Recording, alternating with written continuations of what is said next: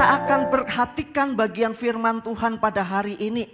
Bagaimana Tuhan Yesus yang adalah Allah mau datang menjadi sama dengan manusia. Ayatnya dulu ya. Yohanes 1 ayat 14. Yuk kita baca sama-sama semuanya ya. 1, 2, 3. Firman itu telah menjadi manusia dan diam di antara kita. Dan kita telah melihat kemuliaannya, yaitu kemuliaan yang diberikan kepadanya sebagai anak tunggal Bapa, penuh kasih karunia dan kebenaran. Ayat yang kedua, 1, 2, 3. Kita semua mencerminkan kemuliaan Tuhan dengan wajah yang tidak terselubung. Dan kita sedang diubahkan menjadi serupa menurut gambarnya. Dari kemuliaan kepada kemuliaan yang semakin besar. Itu semua dari Tuhan yang adalah Roh. Saudaraku, adik-adik, bahwa Tuhan itu sangat mengasihi kita. Bahwa Tuhan mau menjadi sama dengan manusia. Lahir menjadi manusia. Hidup seperti manusia. Tuhan Yesus juga melakukan semua hal upaya supaya dia sama dengan manusia. Dia bukan seperti Spider-Man. Dia juga bukan seperti Superman. Atau kemudian hero-hero yang lain. Bukan itu. Tuhan Yesus benar-benar adalah sama menjadi manusia. Tuhan Yesus melakukan itu supaya kita semua dapat beroleh pengampunan dosa. Sebab kita semua adalah orang berdosa. Baik kalian yang masih kecil juga anak berdosa. Kalian yang udah dewasa, kalian juga adalah orang yang berdosa. Tidak ada seorang pun di dunia ini yang tidak berdosa. Semua orang berdosa. Dan Tuhan Yesus datang ke dalam dunia menjadi sama dengan manusia. Supaya yang percaya kepadanya kita beroleh penebusan dari Tuhan. Kelahiran Tuhan Yesus juga menunjukkan tentang bukti bahwa Tuhan itu cinta kepada kita. Cinta kepada adik-adik. Kalau mama papa begitu cinta kepada adik-adik, Tuhan Yesus lebih cinta lagi. Kenapa? Karena Tuhan Yesus begitu sayangnya kepada adik-adik sehingga punya mama papa. Kita semua memiliki orang tua. Itu menunjukkan bagaimana kehadiran kita adalah bukan karena kebetulan. Kehadiran kita di bumi ini adalah bukan karena nongol kemudian karena error daripada Tuhan. Bukan. Tetapi semua terjadi adalah karena di dalam kehendak Allah bahwa saya dan saudara dijadikan oleh Dia untuk lahir ke dalam dunia. Dan Yesus kemudian menyatakan kasihnya karena manusia yang berdosa tidak mungkin bisa menyelamatkan dirinya sendiri. Maka Kristus benar-benar bisa menjadi sebuah teladan kehidupan ketika Dia menjalani kehidupan manusia. Jika Adam, manusia yang pertama diciptakan, dengan begitu sempurnanya dan Allah melihat semuanya baik, tetapi kemudian Adam melawan Allah. Adam memberontak kepada Allah, maka Adam jatuh kepada dosa. Nah, kemudian kita melihat menyelesaikan masalah ini manusia yang hatinya semakin hari semakin jahat. Maka Allah sudah mengetahui dan merancangkan keselamatan ketika manusia Adam itu jatuh dalam dosa. Allah menjanjikan seorang yang akan lahir menjadi penebusan, yaitu dirinya sendiri yang disebut dengan anak tunggal Allah itu. Kita mengenal bagaimana Yesus lahir kemudian menjadi anak tukang kayu. Tuhan Yesus bukan kemudian dari kecil sakti, bukan seperti itu. Tapi Tuhan Yesus sama seperti kalian anak-anak, bertumbuh menjadi anak-anak remaja, bertumbuh menjadi seorang pemuda. Dan dia juga punya tanggung jawab yang sama. Yusuf dan Maria sebagai orang tuanya mengajarkan bagaimana mereka mendidik anak mereka, yaitu Yesus, supaya taat kepada Taurat, memperkenalkan Taurat. Walaupun Yesus juga mengetahui semuanya karena Dia adalah Allah, tetapi sebagai manusia Yesus adalah tetap taat kepada orang tua dunianya. Yesus sudah taat kepada orang tua. Dalam arti orang tua yang hadir dalam dunia. Dia membantu orang tuanya. Karena Alkitab mengatakan, oh apakah dia ini anak si tukang kayu itu ya, artinya Yesus memang dikenal oleh masyarakat pada waktu itu. Nah, pertanyaannya begini Bapak Ibu dan saudara-saudara sekalian. Setiap kita melakukan Natal, setiap kita merayakan Natal, apa yang terbesit di dalam otak dan pemikiran kita? Apa yang kemudian terjadi saudara di dalam hati? Resolusi apa yang kepengen kita bangun? Saudara, seharusnya kita harus memiliki sebuah komitmen kembali bahwa serupa dengan Kristus. Itu bukan sekedar kita meniru apa yang dilakukan oleh Yesus. Bukan sekedar itu. Melainkan ketika kita berbicara serupa dengan Kristus, itu adalah sebuah proses di dalam kehidupan kita. Sebuah proses di dalam perjalanan iman kita. Supaya kita bisa mengenal Allah kembali dengan benar. Sekalipun kita sudah ditebus, tetapi pengenalan kita kepada Tuhan itu adalah di dalam proses. Dan proses ini kita harus lakukan sampai akhir hidup kita. Firman Tuhan menyatakan kepada kita bahwa tujuan tertinggi dari kehidupan manusia adalah memuliakan Allah dan menikmati kasih karunia-Nya. Apa itu memuliakan Allah? Memuliakan Allah berarti kita hidup sama seperti Kristus hidup, dan di dalam segala hal kita itu terbatas. Bapak Ibu, kita seringkali tidak bisa taat kepada firman Tuhan. Seringkali kita tidak benar-benar saudara menuruti firman Tuhan. Kita seringkali melanggar firman Tuhan. Kita hidup menurut kemauan kita sendiri. Tetapi sekarang kita mau belajar untuk memuliakan Tuhan. Dengan cara apa? Dengan cara hidup seperti Kristus. Meneladani tentang kasih-Nya. Meneladani tentang bagaimana pengorbanannya, meneladani bagaimana kehadirannya dengan kerendahan hatinya. Saudara, Yesus benar-benar memberikan sebuah keteladanan yang sempurna bagi manusia. Memang tidak mudah ya. Banyak hal yang bisa menjadi penghalang di dalam kita menjalani iman Kristen. Banyak hal kita tidak konsisten sebagai orang-orang percaya. Karena apa? Hidup ini adalah peperangan rohani. Sekali hidup ini adalah peperangan rohani. Iblis itu akan selalu mengocoh kita, menarik kita untuk menjauh dari kebenaran.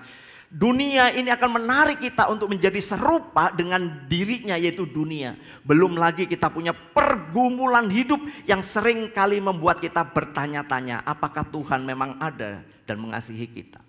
Saudara, orientasi hidup kita selama ini adalah hidup untuk diri sendiri.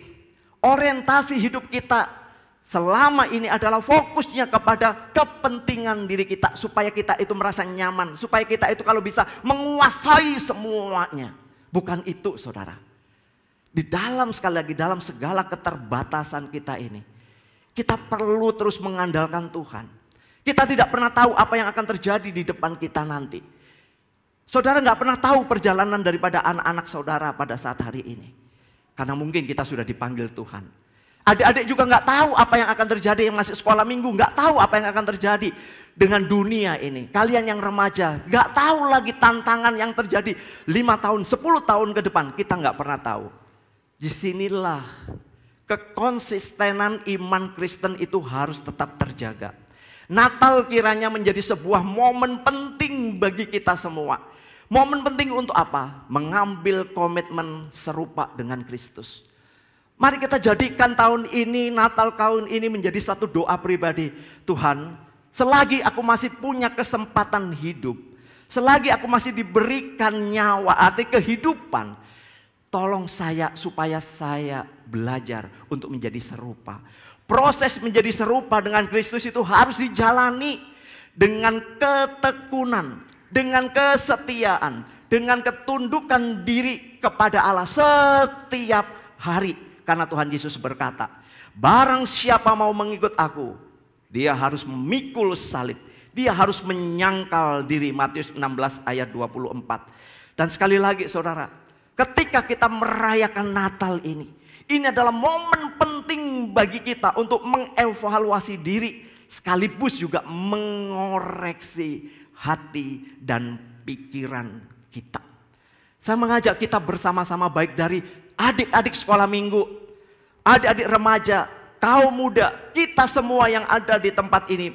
Mari bersama-sama Jadikan Natal tahun ini bukan sekedar acara tahunan, tapi jadikan Natal tahun ini ketika engkau masih diberikan kesempatan hadir di tempat ini, duduk di tempat ini, merayakan Natal. Saudara, itu momen penting untuk mengevaluasi diri. Momen penting untuk mengoreksi hati. Momen penting untuk mengevaluasi jalan pikiran kita.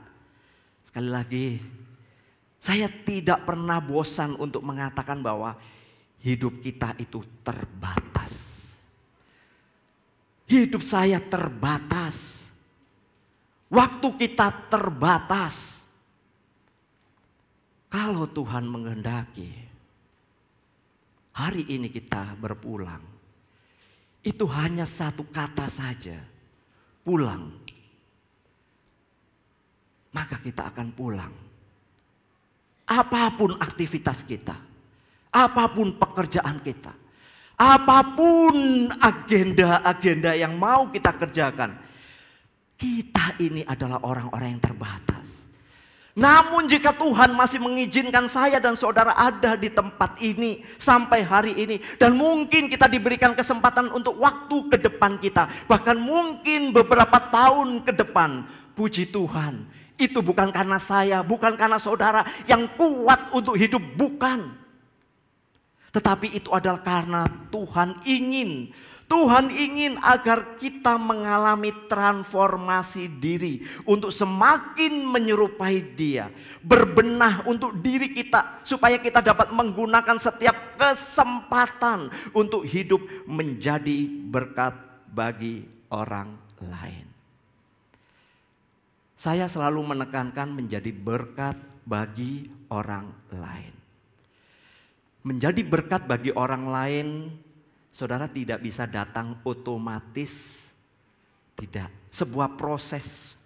Prosesnya adalah dimulai dari mana? Dimulai dari koreksi hati, koreksi pikiran.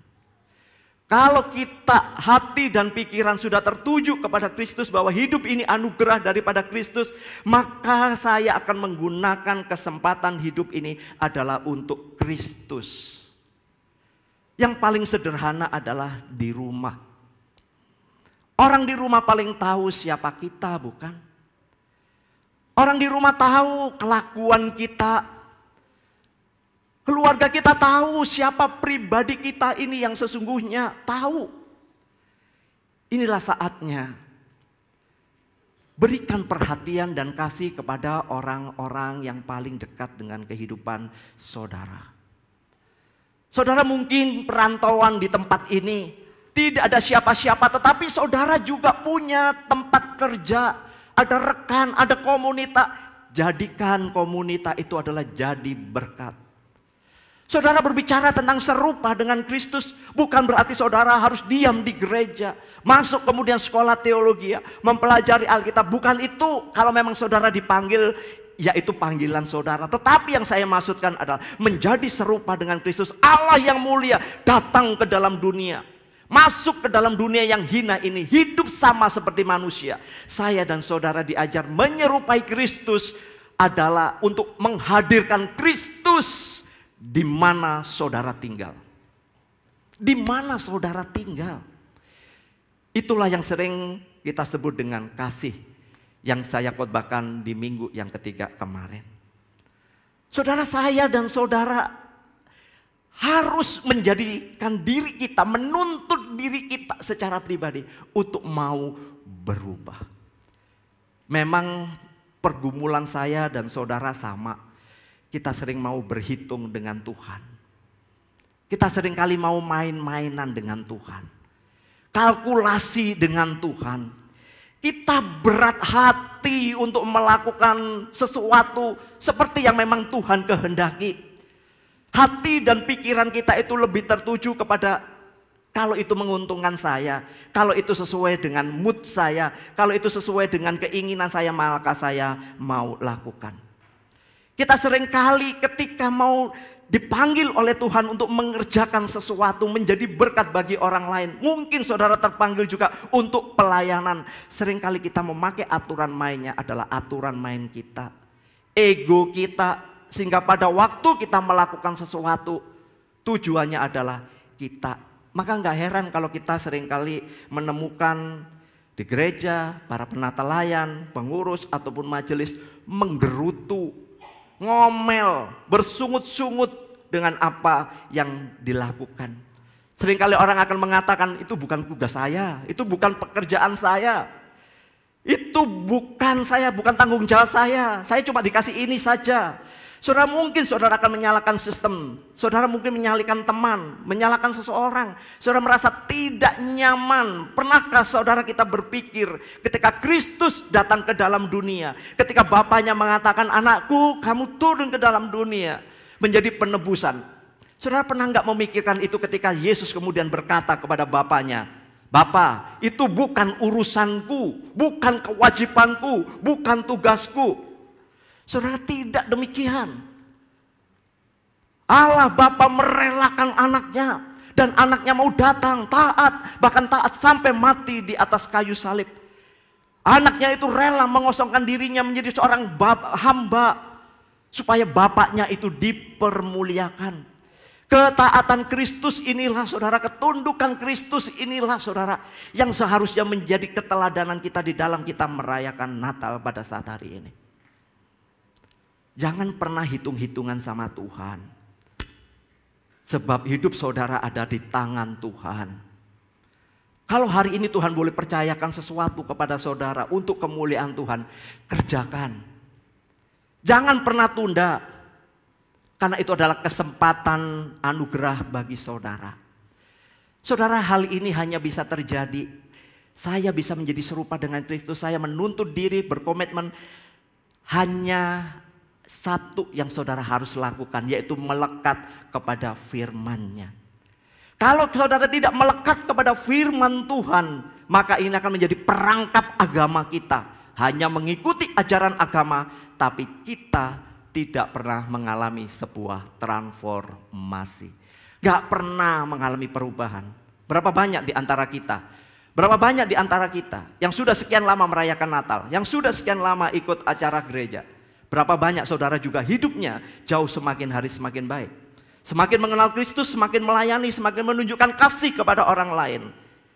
Allah memanggil kita agar kita terus memiliki hubungan dengan Tuhan. Karena hubungan dengan Tuhan itu akan berdampak di dalam kehidupan. Adik-adik sekolah minggu selalu diawasi oleh mama papanya, betul nggak? Kalau kemudian kalian melakukan sesuatu yang salah, pasti mama kalian, hei, nggak boleh, begitu kan? Itu artinya adik-adik diawasi oleh mama papa supaya adik-adik itu tidak salah. Sama dengan anak-anak remaja. Ketika orang tua memberikan nasihat kepada kalian, sering kalian akan mengatakan, aduh usang, aduh itu enggak lah, ini dunia anak remaja sekarang. Suaranya lebih keras lagi ya. Sekali lagi suaranya keras banget itu. Padahal kadang-kadang orang tua itu mengingatkan supaya ada hal yang baik yang ingin dilakukan oleh kalian. Karena orang tua kalian adalah orang yang, saya boleh mengatakan, banyak pengalaman, banyak hal. Sharing dengan orang tua, berbicara dengan orang tua seharusnya adalah berbicara yang sopan. Hormati orang tuamu. Anak-anak pemuda, masa depanmu juga. Bukan karena hanya untuk sekedar mengejar pekerjaan ataupun karier yang membuat kalian kemudian menjadi hebat.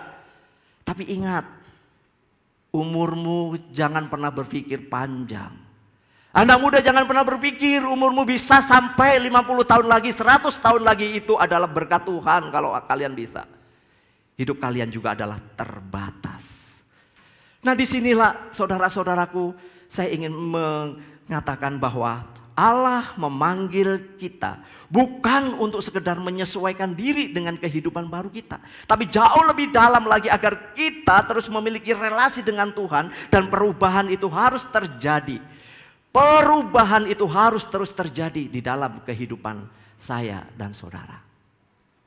Maka saudara, saya boleh menyimpulkan di dalam beberapa hal seperti ini. Yang pertama saudara, bahwa pembaruan hati dan pikiran itu saudara dapat terjadi dan datang dari kebenaran firman Tuhan. Sekali lagi saudara, kalau mau hidup untuk menjadi serupa dengan Kristus, maka hati dan pikiran saudara harus diperbaiki. Diperbaiki oleh siapa? Oleh firman Tuhan. Nggak ada yang lain. Nggak ada yang lain. Saudara boleh dapat informasi dari dunia. Saudara boleh dapat hal yang baik-baik menurut saudara. Tetapi jikalau itu tidak sesuai dengan apa yang Allah katakan, itu adalah sia-sia. Pembaharuan hidup hanya ada di dalam Injil Kristus. Dan ini adalah makanan yang sehat. Ini makanan yang sehat bagi rohani dan jiwa saudara. Tetapi saya juga bisa mengatakan kadang Tuhan juga menolong kita, menegur kita, membaharui hidup kita melalui sumber lain yang Tuhan izinkan untuk menegur kita. Bisa melalui teman saudara, bisa melalui rekan saudara, bisa melalui sohib saudara, besti saudara, bahkan orang yang paling saudara tidak sukai. Bisa saja itu menjadi sebuah teguran yang bisa mengoreksi saudara. Maka yang kedua, yang menjadi perenungan kita adalah kita ini hidup di dalam zaman yang cepat berubah. Kita ini hidup di zaman yang begitu cepat dan tidak sedikit menimbulkan masalah besar, khususnya dengan iman kita. Perhatikan sekarang masa-masa sekarang saudara. Jangan pernah menganggap bahwa itu orang yang asli. Karena saudara kecanggihan AI itu telah membuat kita persis. Bahkan suara kita pun saudara bisa ditiru. Ya, gambar kita juga bisa direpro oleh AI untuk benar-benar saudara kemudian dikopikan. Itu bukan kita. Itu bukan suara kita. Itu bukan ulah kita. Tapi ulah teknologi. Saudara, saya mengatakan demikian karena saya mencoba mengotak-atik AI itu kayak apa, dan saya mempraktekkan buat diri saya sendiri. Saya hanya menuliskan kepengen saya mengatakan ini. Kemudian gambarnya saya ganti orang lain. Tapi suaranya adalah suara saya. Saudara, orang-orang mengatakan, loh orang yang lain kok suaranya Pak Sugianto? Yang lain lagi saya rubah saudara, gambarnya saya, wajahnya saya. Tapi suaranya mirip Google itu loh. Orang mengatakan, Pak Sugianto pantas ya kok suaranya lain ya. Kenapa ya?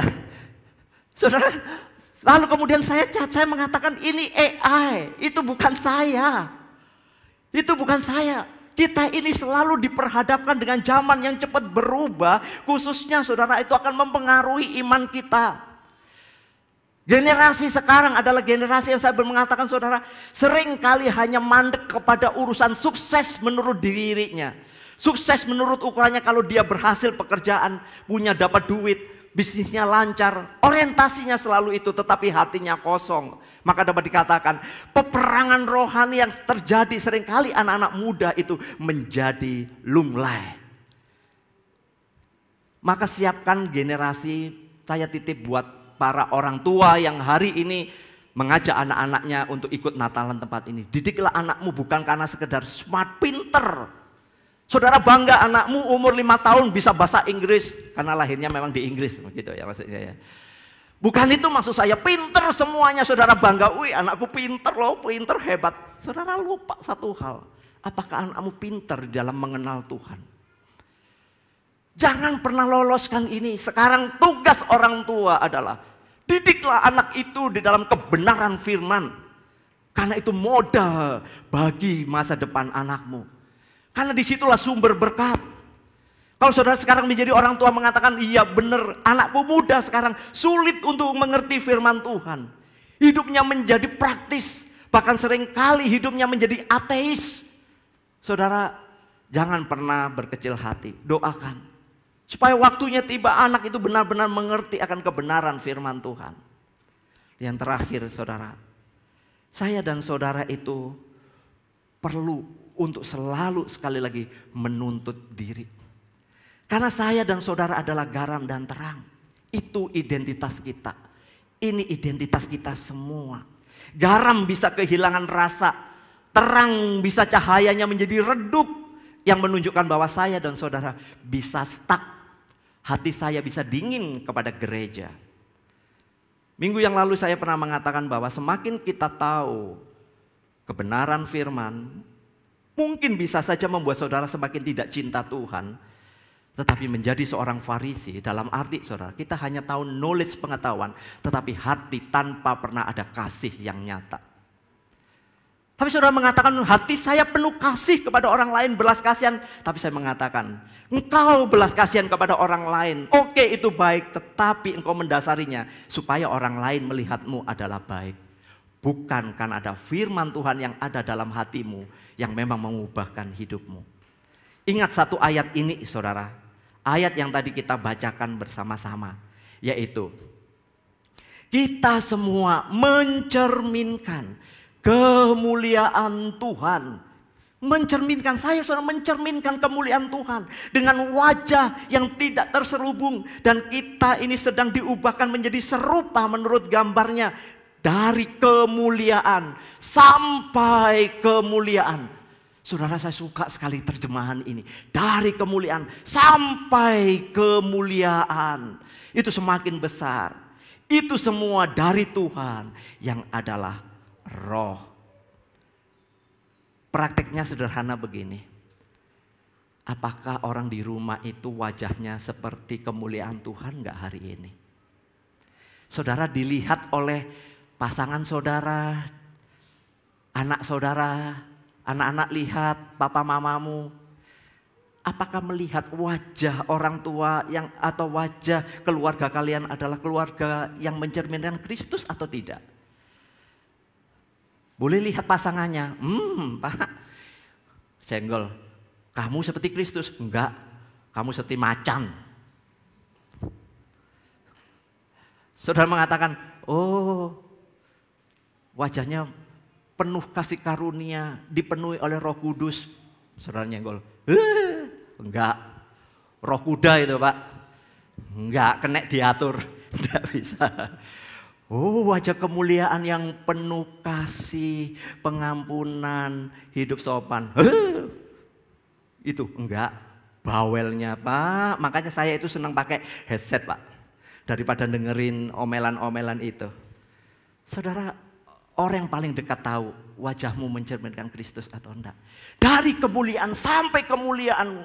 Kemuliaan Kristus akan nyata kepada orang-orang yang percaya. Maka clue terakhir di dalam kita merayakan Natal hari ini adalah, mari kita baca bersama-sama menjadi satu komitmen kita. 1, 2, 3. Jadikan Natal tahun 2023 menjadi momen dan tekad hidup kita. Yaitu mau berubah dan mau untuk diubahkan oleh kuasa Injilnya. Lihat pasanganmu dulu, lihat pasangannya, yang bawa pasangan. Lihat pasangan, oke? Oke, katakan, aku mau berubah. Ayo katakan, aku mau berubah. Tapi jangan dijawab, bercanda, bercanda, bercanda. Ini bukan bercanda ya. Ini resolusi saudara. Ini komitmen saudara. Hai anak-anak remaja, komitmen. Suaramu jangan terlalu keras. Ada waktunya untuk keras kalau nonton sepak bola. Nonton konser, teriaklah dengan keras. Nggak layak di rumah untuk main keras-kerasan suara. Mau resolusi? Mau nggak anak remaja? Tetap tidak ada suara. Adik-adik sekolah minggu mau taat kepada mama papa? Yang keras, adik-adik sekolah minggu mau taat kepada mama papa?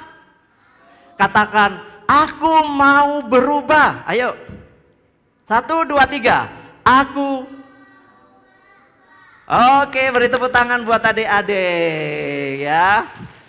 Selamat Natal buat kita semua. Jadikan Natal ini resolusi yang baru. Mau berubah dan rela untuk diubahkan oleh Injilnya. Mari kita berdoa.